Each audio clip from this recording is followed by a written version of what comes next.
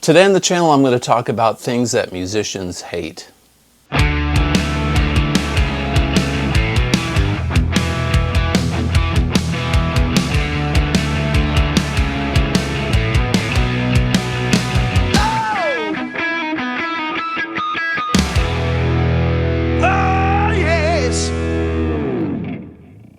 Hey everybody, welcome back to the channel. Today we're going to talk about things that musicians hate. Now, I was going to do a video on what are some things that guitar players hate, but as I was compiling this list and talking to some of my friends and reading comments on the internet and various things of that nature, I realized it'd be more interesting to do just in general, what are some things that musicians hate or we can't stand, right? I'm not trying to make a negative video. This channel's I try to keep it positive because, you know, I'm a glasses half full kind of guy, and at the end of this video I'll wrap it up with a positive message or insight on this whole topic. But it's kind of fun to talk about things that drive us crazy as musicians or things that we can't stand in general. Put your thoughts in the comments. I'd love to hear things that drive you crazy about playing gigs or other musicians or just the business in general. And get some insight. And if you've got some positive things or a positive spin on it, love to hear that as well. So let me pull up my notepad. I've got a bunch of stuff in here that I've been compiling for quite some time now. I've been, you know, trying to add to this list, and there's this video could be, you know, 2 hours long, but I don't want it to be that big of a negative video. So without further ado, let's start on the list. These are not in any particular order. They are just, as I came across things and talked to people, I would put them in my notepad on this file, and it got big enough, I thought, well, it's time to shoot this video. Okay, so, things musicians hate. So when you're playing a gig, when you go to a club, and, you know, most of us probably, you know, most of you watching this channel, I'm assuming, have played several gigs or play a lot of gigs, and we've played some dive bars, some clubs. Some of us have played some pretty nice places, but it doesn't matter. When you get to a stage, if there's like lack of power or no power on the stage, you can't run your pedals or things properly, or if there's dirty power and it's just noisy, but no power, poor microphones, no mics at all, poor lighting. And the reason I say this is my bands that I've played with, we really don't bring PA lighting and that sort of thing. That's got to be, that's up to the venue. It's just too much hassle for us to bring that stuff. So we kind of step into that, and it's kind of hard sometimes to play certain venues because some places just don't have that kind of stuff. So we don't play those types of shows. But when you go to a place and they're like, yeah, we've got, you know, full stage and PA. But when you get there and there's like no power on the stage, nowhere to run your stuff. There's like one janky outlet in the back that looks like it's from 1937 and unsafe. The microphones are poor, sometimes no microphones. The lights don't work. Sometimes the sound guy doesn't even show up. So sometimes there is no sound guy. You got to figure it out on your own. I hate those situations. But they always seem to work out somehow. All right, so in line with that are no hate against sound guys out there. I respect what you do. Couldn't do what we do without you, but I can't stand mean sound guys. And on top, if you're mean and you're really good, that's okay. You know, there was a guy downtown in Nashville, his name is Frank. He passed away recently, one of the best dudes ever. Awesome sound man. I love you, Frank. He was, once you got to know him, he was great, but you had to build the trust with him, right? And but I can't stand when you go into a club or you're working with a sound guy, and he's just mean. He's just, you know, you can't seem to break through the wall. Typically in those situations, you just mind your P's and Q's, and you build their trust. Maybe after another gig or two at that venue, he gets to know you, and, you know, then you're in the in club. But you know, that's tolerable. But some sound guys that I've worked with are just mean. They hate life and they hate their job. But I understand it. You know, running sound, I'd rather do just about anything than run sound, because when you're dealing with local bands or local talent, I'm sure it's really excruciating. The pay is probably not great, and hours are not awesome, and you got to deal with all that stuff. But as a musician, I don't like dealing with that. I'm there to get my music represented in the best way possible, get in and out, hopefully make a little bit of money, make everybody happy. Don't need any attitudes. All right, so how about no promotion from a club? If you go to play a club or a venue and they haven't even advertised that your band is there, or they got your name spelled wrong, or your name's not even on the marquee or even on the door, people don't even know there's a live band playing or what kind of music to expect. And that's tough because you do have to promote your band on social media. I get it, you promote it yourself, but if the club doesn't make any effort to advertise that there's going to be live entertainment or a band there or something of that nature, they're setting you up for failure, and they normally blame the band, and they're disappointed in how it turns out. So it's a two-way street, but no promotion at the club level. It's just, I don't understand that. That's rookie, that's amateur. It doesn't take very much time to do it, and every club should have a social media page or a website that lists their calendar, and they should promote shows weekly. It's not that difficult, and that's how they build their audiences, I think. All right, tip buckets. I know tip buckets for especially us dudes that play cover shows or long gigs. Tip buckets are a necessary evil for us sometimes to make. Probably sometimes that's the only money we make. Sometimes it's the most money we make comes from the tip bucket, and you split that with the band, right? But I just hate having to promote tip buckets. Usually, if you've got one of the band members has a really pretty girlfriend, or you've got a friend at the show that's willing, she's willing to take the tip bucket around, that's your best bet. Normally they can get people to put money in the bucket, but I hate relying on that, and I just think that's all I'm going to say. I can't stand tip buckets. Next to that would be playing for free or playing for no money at all, because I get it. There's a lot of clubs out there that can't really afford it. But I mean, if you can't afford to give your band at least, everyone gets gas money and a few dollars to leave with, that's a shame, especially if there's only like 4 or 5 guys. And a lot of times those places won't even let you have a drink for free. They'll charge you. I've played many a club down in Nashville, and you go to the bar and you don't even get a discount on a beer. They'll charge you $7 or $8 for a bottle of beer, and you're like, I'll just have water. But that kind of stinks. That kind of comes in line with that. So tip buckets, and or playing for free or for very little money. All right, so a long time ago, I used to do an original project. For many, many years, we played original shows, and we would play with 3-4 bands in a bill. And the shows would start about 8 and go to midnight, and each band would have 45 minutes. But I hate playing last. Playing last, a lot of bands wanted to be the headliner and play last. I always felt the sweet spot was like second or third, because shows will always run behind inherently. And by the time, if you're going to get up at midnight, 12:30, people are spent. They've had enough music, and a lot of people go home, and you're tired.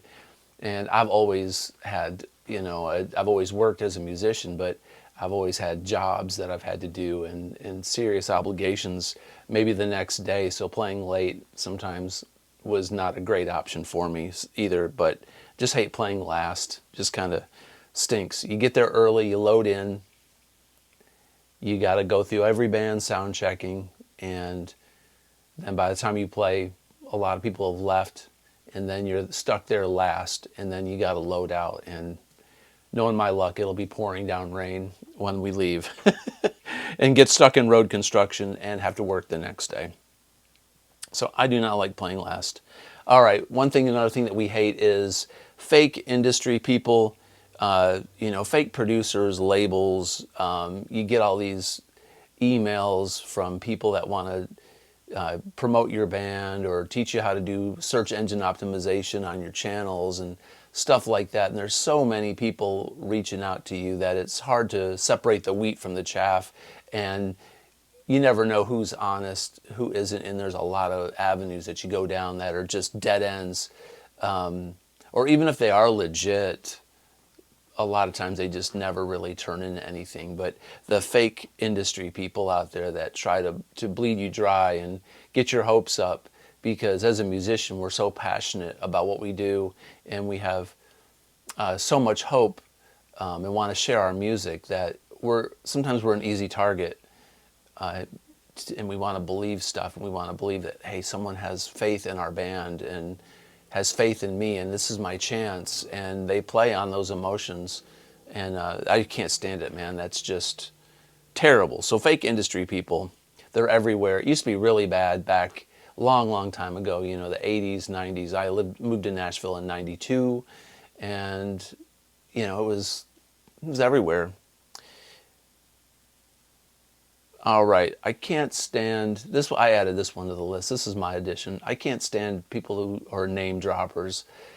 I mean, I don't think anybody likes name droppers. Now, granted, it is necessary sometimes in a conversation to tell somebody, hey, I met so-and-so, or I did this, or I did that, but it serves no purpose. If someone tells me they used to know a famous musician, typically it's not true. That means they knew somebody that knew them, or they met them backstage, or something of that nature. I've got several friends who you cannot talk to them ever without, if you talk to them about anything musical, they've somehow met that musician or are friends with them. It's kind of like the Eddie Trunk disease. If any of you listen to Eddie Trunk, no hate towards Eddie Trunk, but man, the dude says he's best friends with everybody, and he really is. I mean, Eddie knows everybody in the business, but it kind of gets worn out after a while. But in Nashville especially, and a lot of times it's people that have just moved here. A lot of people that don't really know the etiquette. Nashvillians, I consider myself a native because I've lived here for so long, even though I'm not, but you learn early on that name dropping is not something you do. And then people that are new to this town, seems like that's their MO. That's what they have to do, and they think that gives them street cred. And really, it just doesn't. No one really cares, because we've all met and played and interacted with famous musicians in this town, and it's just how it works. So name dropping, can't stand it. We all hate practicing. Now, some of you out there are probably like, oh, I love to practice. Well, listen, practicing is when you sit down with a metronome or you work on a technique for a couple hours, and you should practice every single day, working on a technique, working on the stuff that you don't do very well, working on something that you're preparing for a recital, developing your skills. Practicing can also be sitting down and noodling or playing the jam tracks. I love doing that, but really that's, in my opinion, that's not practicing. Practicing is a regimented process that you follow. If you're trying to get up to 140 beats per minute with your 16th notes, you sit there and you practice your technique at 95 and 100 and 110, 120, and you do this over the course of days and weeks and months, and then you start playing pieces in those beats per minute, and it's difficult. Practicing kind of sucks because it identifies our weak areas, and we're fragile. Musicians, myself included, are very fragile people, and we don't like to admit when we can't do something. At least I can't. I hate it. But so practicing, we don't like to practice. People jamming during when you're working out parts or details. Okay, I gotta admit, I can't stand this. If you're in a rehearsal and you're trying to work out a piece or a section of a song, and you're talking to your singer or your bass player or whatever, and the drummer's back there just going nuts, playing stuff. It's like, this is not the time for you to rehearse. This isn't the time for you to practice your part.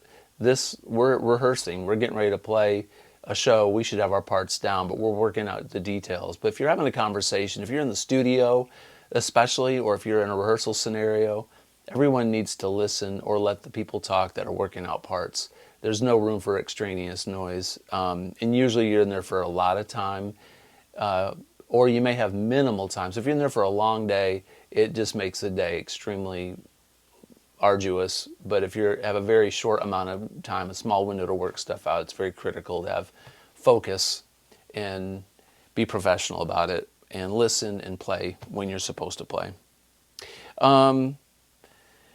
Outside gigs, playing outside gigs. Now let me explain. I added this one to the list. I love playing outside. I think the thought of playing outside is great. You can turn up your amps, you can play loud, people are out there, it's a festival environment, or it's a fair, or it's a big party. It's great. But I have the worst luck with outside gigs. 95% of the gigs that I've played outside, Usually involves some form of torrential rain, possible tornado, wind.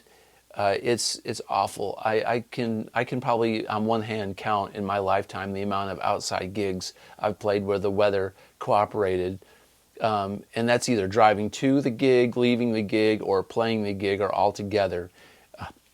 The weather can be perfectly great, and then for some reason when it gets close to playing those outside gigs, the clouds roll in and it's a complete washout. And they're usually gigs you got to travel a long way to, and it's a gig that is a good gig. It's a good paying gig, and you get paid for them. If they contract you or they pay you to play it, it's making money's cool, but you want to jam and you want to play. So I can't stand doing outside gigs for the simple fact that the threat of rain and bad weather is always there, and I have the worst luck when it comes to outside gigs. The weather's great. Outside gigs are awesome. All right, we hate stairs, especially when there's lots of stairs. I've played so many clubs. There was this one club in a town south of Nashville. There's a town called Murfreesboro, and for my Nashville people watching this, I think it was called Wall Street. And they may still exist. I never drive down there because it takes like half a day to get, and 50 miles away from Nashville with traffic so bad, so I never go that way anymore. But dude, they had a staircase to bring gear up into Wall Street that was, it was like, I don't know, 20 feet. There must have been 20, 25 foot of stairs, man, and it was not easy to get there. Parking was easy. Parking was free, but dude, load in and load out. So I hate stairs. Or when you've got to go downstairs and around a corner and then bring it across a room and then maybe go down a few more stairs. Just steps in general. The Wild Wing Cafe in Greenville, South Carolina has a lot of stairs. At least the stage was right at the top of the stairs at that club. So yeah, it sucks, especially late at night when you're tired after a show. All right, we hate miscommunication. Miscommunication, whether it's you get the wrong date for a gig, you get the wrong time, you get the wrong directions, or you've got a show coming up and the club just doesn't give you details about what do we need to bring, what kind of mics do we need to bring, is there a house drum kit, is there this, is there that, are we going to be able to use the other band's bass rig? Communication is key, and I hate it at the last minute because it's just unprofessional and it gives me a lot of anxiety. But communication is very key. It starts from the very beginning, and you don't have to keep up with people daily, but getting accurate information in the very beginning and following up, and that also has to do with me providing the right communication also. So it's a two-way street, and there have been times where I probably could have communicated better as well, but the whole miscommunication thing just sucks. Not knowing exactly, maybe what songs, the order, the set list, the structure of a tune, what's on the agenda. Okay, the unprepared. If you're going to go do a session, or you're going to go do a performance that's a one-off, and maybe you're a hired gun, or maybe you brought in some people to play some parts with you, and they come in and they're completely unprepared. They don't have earbuds for in-ears, or they don't have, they forgot their cables, or they got the directions wrong, or they didn't see the emails that you sent, or they never followed up, that sort of thing. That's just amateur, and if they're not taking it as serious as you are, or at least half as serious as you are, that's a good indication of how that gig's going to go or how well they're going to play. So just being unprepared and primarily not knowing the right parts, or not being ready for a rehearsal in general. If it's band members you've been playing with forever and you're like, by the next rehearsal we got to learn these 5 songs, and only one person during the week has worked on them or even listened to them, and then they complain, well, I don't really like those songs. It's like, well, why didn't you bring that up 7 days ago or 8 days ago when we talked about adding these songs? I'm getting hot. I'm already getting excited about this. All right, bands that take forever to start or get off the stage. So if you play with multiple bands, if you play at a really good venue, normally the stage managers and the people are strict, and they'll get you on and off at the right durations. But typically that's not the case. And I used to play shows, like I said earlier, where there's 4 or 5 bands, and dude, I mean, there were bands that would take forever to set up. One time I played a gig and there was a guy that had a pedal board, and I'm not exaggerating. This guy's pedal board was at least 6.5, 7 feet wide. He had at least 150 guitar pedals on this board.